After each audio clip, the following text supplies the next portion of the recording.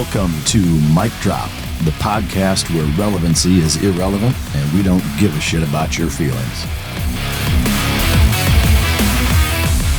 Ladies and gentlemen, it's Mike Ritland here with the Mic Drop podcast. Today we are mixing it up a little bit, and then I'm going to talk about Memorial Day as it comes around this year.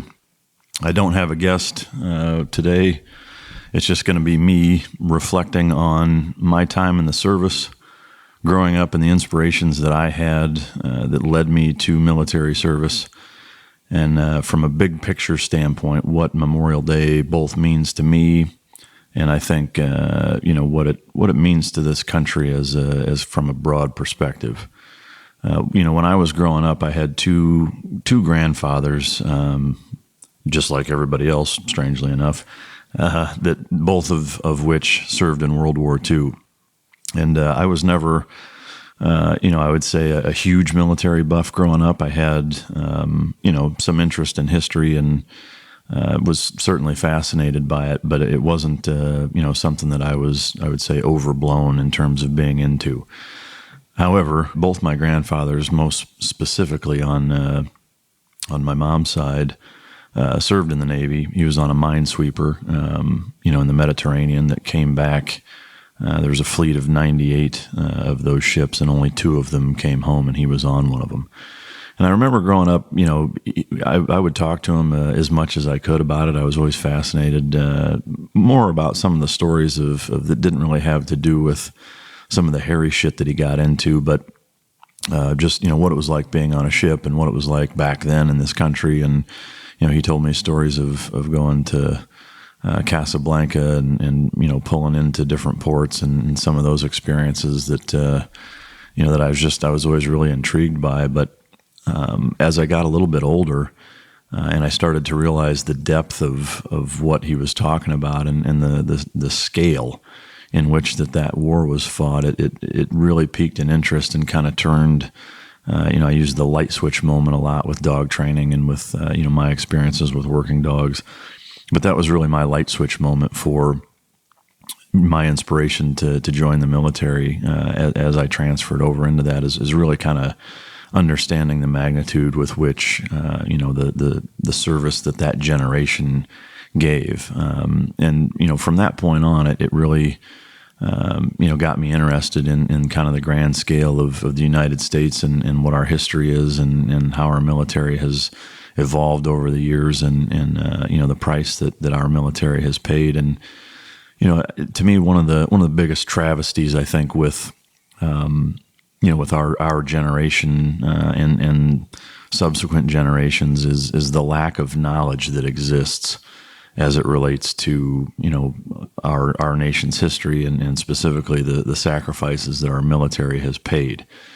For it to be, essentially an all-voluntary force from its inception. Obviously, there's been drafts implemented, in more than one occasion. But by and large, if you look at the grand scope of what our military has done since day one, it's truly remarkable that many people have volunteered to serve their country. And I think, for the people that have not served and there's a certain ability to grasp, what that level of dedication is to some extent, that is hard to put into words, frankly. But, when I look at our nation's history and think all the way back to, the Revolutionary War and how it transpired and just the level of sacrifice that our soldiers have undertaken, it's something that I think should be the backdrop for our nation's temperament.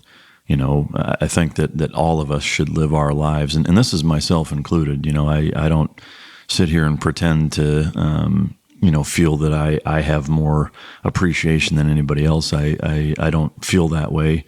There's times where I have to remind myself, to keep that context and perspective in check and not get too wrapped up into first world problems of, bitching about my Starbucks not being hot enough or, the internet's down for 20 minutes or whatever. But but when I think back to, again, from our nation's inception, the level of sacrifice has been truly remarkable. And I think, we all need to take a few minutes on a regular basis, and remember that. And Memorial Day, is something that I get a little frustrated with sometimes in seeing the commercialization of it, with sales and weekends and things like that. But, one thing that I do think that's important to keep in mind with that is that, there's an element of remembrance that, it means something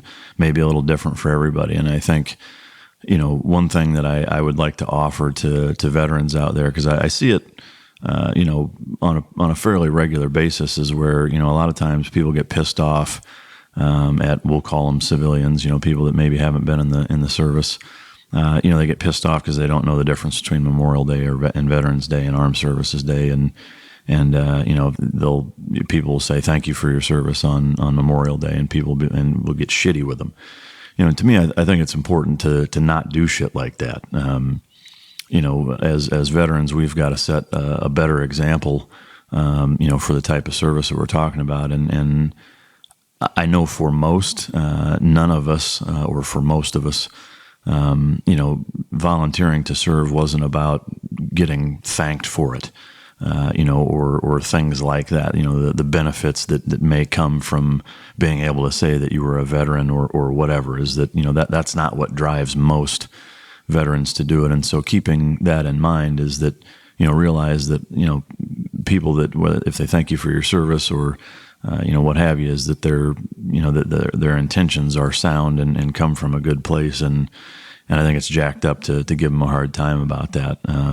On the transverse, I also think it's important to know the fucking difference. I'm not going to chastise people for saying thank you, but on the same token, the freedom that we all enjoy and revel in and get to experience on a day-to-day basis is because we've had a volunteer force, that has rogered up, and you've got generation after generation that's inspired by the previous one to continue to do the same thing and pass the torch. On a micro scale, the same thing exists in the SEAL teams, and that, each generation of frogmen, I was talking with one of my future guests that's going to be aired here shortly, Andy Stumpf, and we were talking about, the level at which, the foundational principles that get passed on from generation to generation in the SEAL community, is because, it's on purpose, is that each generation of instructor cadre, is very hard on the next generation of frogmen coming through the course, the selection process, which is BUDS. And because of that, whether it's during times of combat or not, is that those moral, attributes and character traits and fundamental principles that we all live by and have such a reputation for, those exist because it's made a point, to stress those things.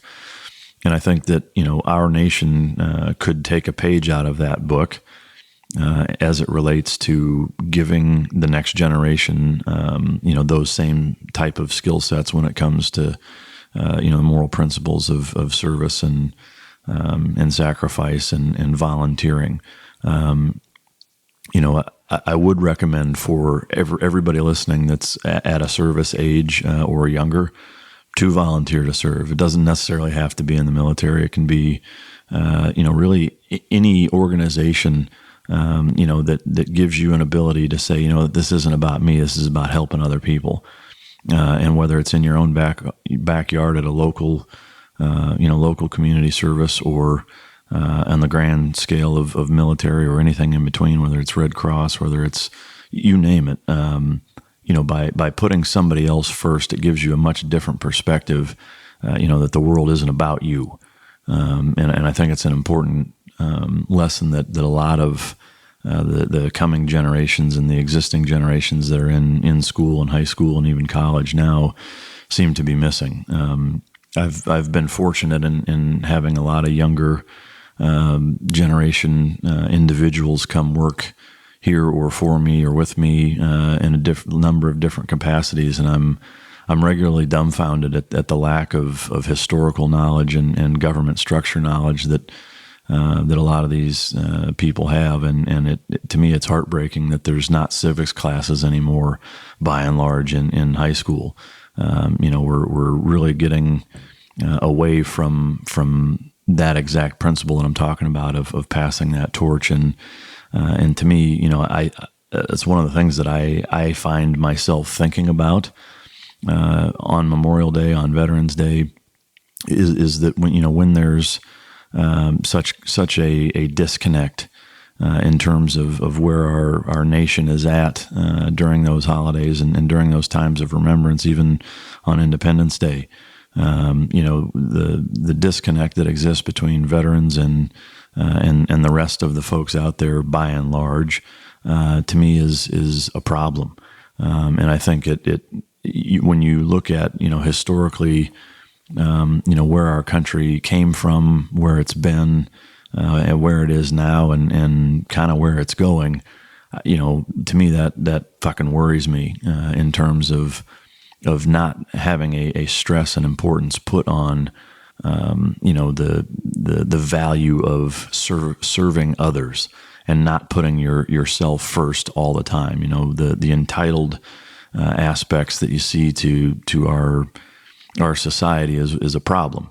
And if there's one thing that you take away from this brief rant that I'm going on today is that the element of saying, the world is bigger than me. It's not about what kind of job I can get or how much I can make or what kind of hustle I can find myself in.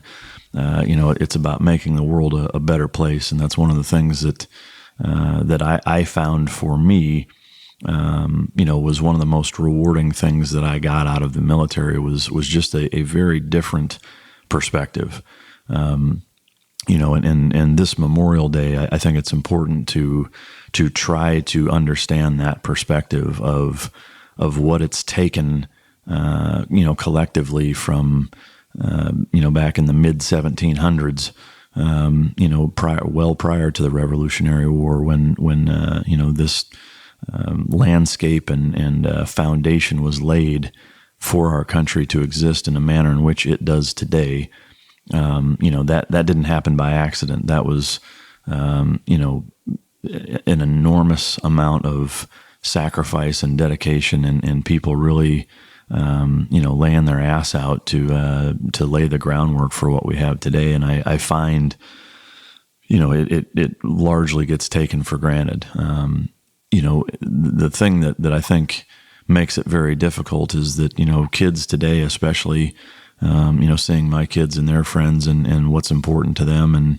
And for that matter, even when I was growing up, I found things that were more important, or I felt were more important than thinking about that. But there needs to be a focus and a stress on passing that torch and instilling those values and really communicating to our kids what is important and even more importantly why it's important. The lessons again that a lot of our veterans learn in the military are ones that you can kind of only learn by going through that. And so parents out there, encourage your kids to serve and teach them about our government, teach them about our nation's history and how vital some of the events that took place, the manner in which they took place, how important they are, and why they're important, and how big of an impact that they've had today. Because what I see with a lot of younger adults and kids today is just an absolute ignorance, in relation to that. They really have no concept of how this country was formed, why it was formed, the foundation that was laid, the way our government is set up. It's to me, it's frankly embarrassing, when people from other countries come here and they know more about our nation's history than most of our kids and young adults do. I think it's it's a fucking travesty, frankly, and it sets our country on a dangerous path, in terms of going in a direction, by way of the Roman Empire, frankly, is that nobody seems to really give a shit about anything other than themselves. So I'm gonna stop lecturing all the parents out there right now and get into the meat and potatoes of what Memorial Day means to me. But that's something that drives a lot of what Memorial Day means to me because of the loss associated with it. I grew up in the SEAL teams. I served from the time I was 18 until I was a little over 30, and the magnitude and caliber of warrior with which I was surrounded by is something that I will be forever grateful for. The competency, the character traits, the overall man, that was the average warfighter at SEAL Team 3 when I was there, was truly remarkable. The impact that those guys had on me is something that is beyond priceless.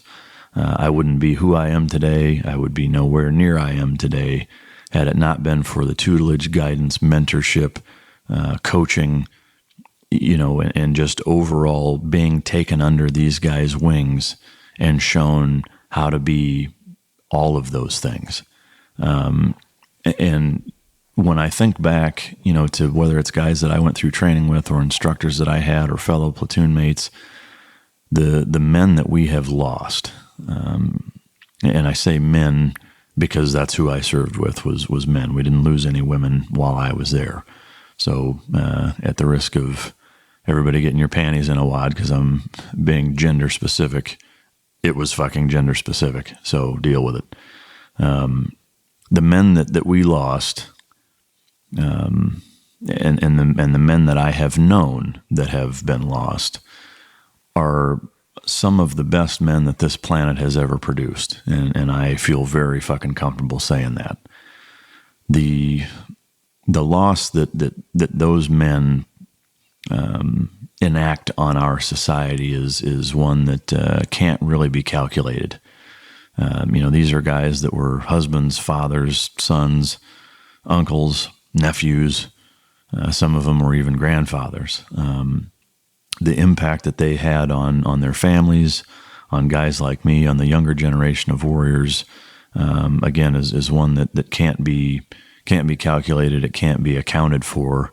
And it's hard to even quantify, the amount and magnitude of loss that losing these guys has taken. And, one example of for me it's been very tough to deal with sometimes, and we all deal with it a little bit different, but, is a very common theme for us veterans that have had, friends and what I would call brothers, family members that we've lost is a bit of survivor's guilt. And it's something for me that there is not a day goes by where I don't think about some of my closest friends who are now gone. There are times where I wonder why it's them, why it's not me, why it's not some other guys that I know. How does that shake out? Why does it shake out that way? Why am I here? Why are they gone? The guys that I know, when I look at them and if I compare them to me, I feel they're far better men than I am. They've done more than I have. They fought harder and longer than I fought. And now they're not here and I am. Why? The answer is, I don't know why. I stopped trying to figure out why. It still enters my mind. But I don't have an answer for that, and I don't think anybody does. I'm not what I would consider a religious guy. Do I think there's more to the world than just our existence? I do. To what extent, I have no fucking idea. In terms of anybody pulling the strings as to who goes before and not, I don't have an answer for that, and I stopped thinking about it a long time ago.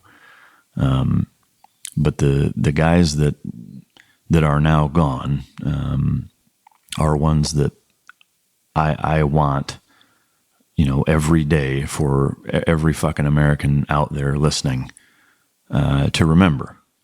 It doesn't matter that you didn't know them. The fact is that you don't need to know them. You don't have to have known them to understand the level of sacrifice that's paid. That's a tangible sacrifice that everybody understands death. They understand what comes along with it, the holes that it creates in our society and our families. And for Memorial Day, that needs to be remembered. Now, a lot of people talk about Memorial Day being, we should remember it every day. Agreed. But at a minimum, when Memorial Day does roll around, what I wish is that everybody takes a minute, takes the day, and instead of worrying about summer being ready to start or what I'm going to throw on the fucking grill, because rest assured I'm going to throw some shit on the grill, is that you take some time and really reflect on the sacrifice. There have been instances where, I find myself, in a crossroads of wondering, not just from a survivor's guilt standpoint, but, almost being on a plane that, or missing a flight on a plane that crashed, and that, as an example, two guys that we lost in Benghazi, Glenn Doherty and Ty Woods. Both of those guys were really close friends of mine. This is something that I've not mentioned publicly. There's a handful of people privately that I've told, but is that I introduced the two of them together. And when I had been out for a couple of years, Glenn had been out even longer and had been doing his mobile work that he'd been doing, and Ty had just gotten out and gave me a call and asked if I knew of anybody that was hiring any of the contracting companies, et cetera. And I said, I don't off the top of my head, but I'll keep an ear out. Within a matter of days, Glenn called me and asked, said that the group he was working for was doing a direct hire program, and they were just going to do a handful of guys, and that each person basically was tasked with bringing somebody else with them, as kind of keeping it in the close circle of trust, if you will. And he asked if I would go with him to this direct hire course, and I said, hey, I've got the dog company going. There's no way I can do 60 days on, 60 days off, or some sort of similar rotation. But I said, do you remember Ty? We went down to Mexico that time a couple of years ago, and where I introduced them, and he said, yeah, shit. What's the deal with that? And I said, well, he actually is just getting out and called me just a few days ago, asking if there was any work that I knew of. And I said no at the time, but is that cool if I pass his contact on to you and you guys can sort it out? And he said, fuck yeah, send me his number. So I did. I linked the two up again, and they end up going through that course together. And several years later, both of them are in Benghazi, and Ty is trapped on a rooftop with a number of other gentlemen.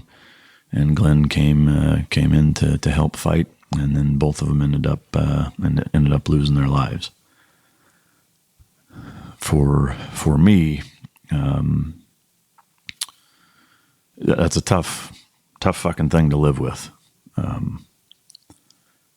We are all grown men.